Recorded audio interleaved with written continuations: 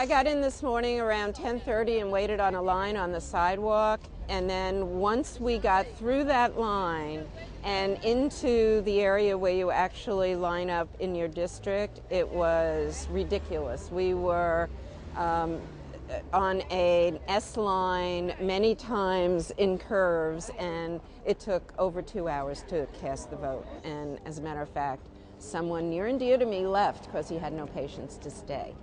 I've been here with my 3-year-old daughter for about 2 hours, but it was worth it. I saw the lines in Florida and Ohio this weekend for early voting that were like 8 hours long, so I figure we can handle 2 hours. I think we're all aware of how hard people around the world fight for the right to vote, and really, 2 hours of standing in line is a minor inconvenience for most of us.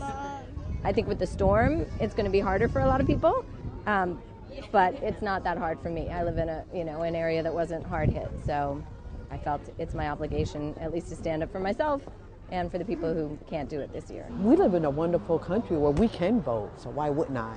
Especially being an African American and our history within this country, it's very important that we utilize that right. So there was just no way I could stay home.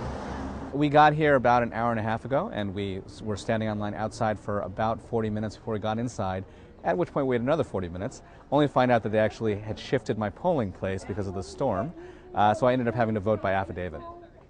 I have to say this was probably the most painful voting experience that I've had in my adult life, but understandable. I mean, the incredibly long lines are both really irritating and incredibly inspiring. I think the fact that people, after what we've been through, have been willing to stand in line for this incredibly important election is something that makes me proud to be American.